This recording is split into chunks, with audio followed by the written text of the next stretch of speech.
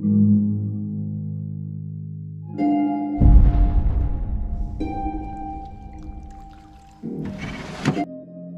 هست که شب اول آمدی؟ دوستی که مجبورم میکنی گپ بزنم. حس میکنم سبک میشم. Nagsimula ang pelikula sa isang babaeng matyagang nag-aalaga sa kanyang asawa. Kailangan niyang manatili sa bahay sa lahat ng oras dahil sa pisikal na kondisyon nito.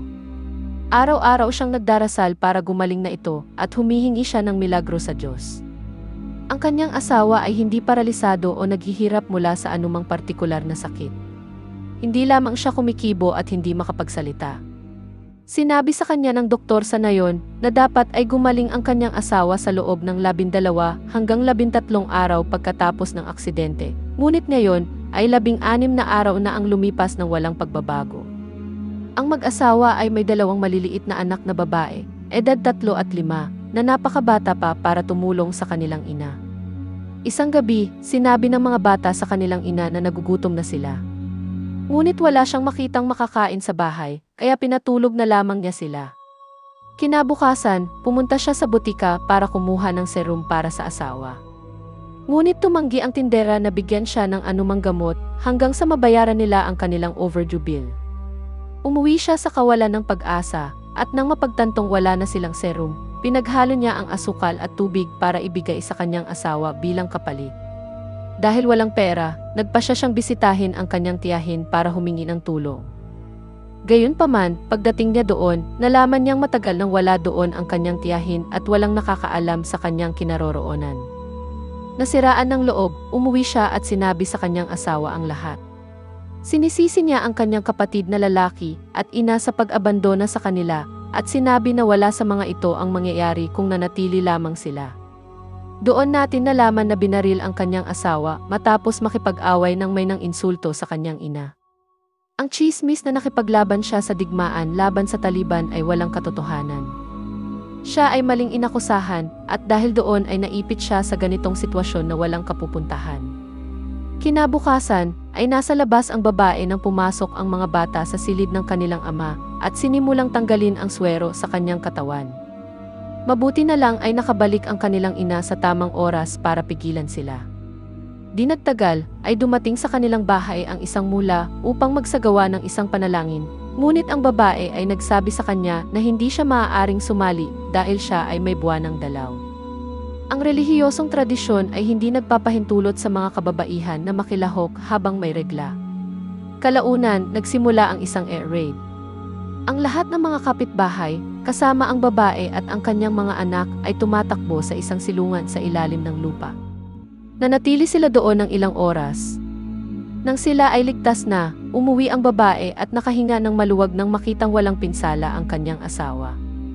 Ngunit nang magsimula siyang makaramdam ng pagbabalik na sa normal na ang lahat, ay muling nagsipagputukan ang mga baril sa hangin kaya bumalik siya sa taguan. Samantala, pumasok ang mga sundalo sa kanilang tahanan. Tinitingnan nila ang kanyang asawa, ngunit hinayaan na lamang siya nang malaman nilang siya ay isang Muslim. Sa halip, kinuha na lamang nila ang kanyang singsing at relo. Nang maglaon, sa pagbabalik ng babae, nakita niyang ninakawan ang kanilang bahay at kasama ding ninakaw ang singsing at relo ng kanyang asawa, ngunit hindi pa iyon ang pinakamasama. Sa bakuran, natuklasan niya na 2 lalaki at isang batang babae na magkapitbahay ang brutal na pinatay. Nawalan ng malay ang ina ng dalaga dahil sa trauma. Napagtantong hindi na siya mabubuhay sa ganoong sitwasyon, kinuha ng babae ang kanyang mga anak at muling nagtungo sa lumang tahanan ng kanyang tiyahin. Isang matandang babae doon ay nagsabi sa kanya na hindi niya alam ang kinaroroonan ng kanyang tiyahin at tumanggi na manatili sila doon. Ang ina, na walang ibang mapupuntahan, ay umupo sa hagdanan at tumangging umalis, hanggang sa wakas ay pumayag ang matandang babae, at ibinigay nito sa kanya ang address kung saan tumutuloy ngayon ang kanyang tiyahin. Hinanap niya ang kanyang tiyahin at sinabi sa kanya ang lahat. Ang kanyang tiyahin ay nagpahayag na siya ay nagdusa din ng husto, na kahit sa panaginip lang ay hindi niya maisip. Kinailangan ng kanyang tiyahin na patayin ang kanyang mapang-abusong ama, para maprotektahan ang kanyang ina at mga kapatid na babae. Nakatira siya ngayon sa isang hotel na malayo sa mata ng mga mapanghusgang tao. Naliligalig pa rin ang pagkakasala, ang babae ay bumalik sa kanilang bahay na hindi kayang iwanan ang kanyang asawa. Siya ay nakikipag-usap sa kanya ng hayagan, halos para bang ipinagtatapat ang lahat para gumaan ang kanyang kalooban. Sinabi niya sa kanyang asawa na 10 taon na silang kasal. Gayunpaman, hindi man lamang siya nagkaroon ng isang masayang araw, kahit na sa araw ng kanilang kasal. Sa araw na iyon, ang lalaki ay nasa digmaan at kailangan ng babae na umupo sa tabi ng larawan nito sa panahon ng seremonya. Siya ay patuloy na nagpapaliwanag kung paano siya nawala sa unang 3 taon ng kanilang pagsasama at siya ay nagdusa sa ilalim ng kalupitan ng kanyang pamilya. Kahit na ang paggamit ng banyo ay isang bangungot dahil sa kanyang mga bayaw. Inamin niya na hindi niya alam kung bakit niya sinasabi sa kanya ang lahat ng ito. Pagkatapos, ay sinimulan niyang ibunyag ang kanyang sariling trauma mula sa kanyang pagkabata. Mas mahal ng kanyang ama ang kanyang mga alagang pugo kaysa sa kanyang mga sariling anak. Nakikipagpustahan pa ito sa pagsasabong ng mga pugo. At isang araw, ay isinugal niya ang kanyang panganay na anak na babae. Matapos matalo sa pustahan, pinilit nito ang kanyang 12 taong gulang na kapatid na babae na ipakasal sa isang 40 anyos na lalaki. Sa takot na siya ang susunod na biktima, inilabas niya ang lahat ng pugo sa kanilang haula at pinatay sila ng isang pusa. Habang ibinabahagi niya ang masasakit na alaala na ito sa kanyang asawa, napagtanto niya na ang lalaking ito ay hindi siya kailanman itinuring bilang asawa. Bago siya umalis, tinanggal niya ang swero sa kanyang bibig at lumabas ng bahay. Kalaunan ay sinabi niya sa kanyang tiyahin ang lahat. Sinabi sa kanya ng kanyang tiyahin, siya ang iyong patient stone. Kaya't pakiramdam mo ay maaari mong ibuhos ang lahat ng iyong sakit at paghihirap sa kanya. Napagtanto na nakakahanap siya ng ginhawa sa pakikipag-usap sa kanyang asawa, umuwi siya, binanyusan ito sa unang pagkakataon sa loob ng 10 taon at hinalikan. Habang lumilipas ang oras, patuloy pa rin siyang nakikipag-usap sa kanya.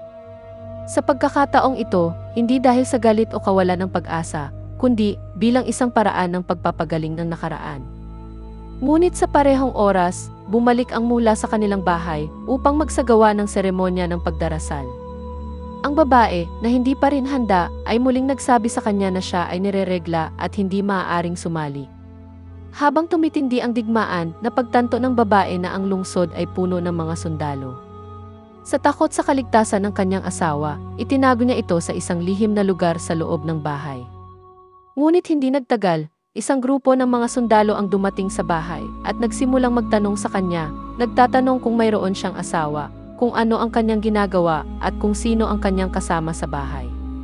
Sa kagustuhang makaalis lamang sila, nagsinungaling ang babae at sinabing siya ay isang balo at ang bahay ay ginawa niyang putahan na nagpapahiwatig na siya ay isang sex worker. Hindi siya sinaktan ng mga sundalo, ngunit ang isa sa kanila ay dumura sa kanyang mukha bago umalis. Nang gabing iyon, muli niyang pinuntahan ang kanyang asawa at ibinahagi ang higit pa sa kanyang mga alaala. Kinaumagahan, nakarinig siya ng ingay at natakot na bumalik ang mga sundalo, mabilis niyang itinago ang kanyang asawa. Isa pala ito sa mga binatang sundalo na nasa bahay noong nakaraang araw kasama ang kanyang commander. Bumalik siyang mag-isa, binibigyan siya ng pera at ipinipilit ang sarili sa kanya.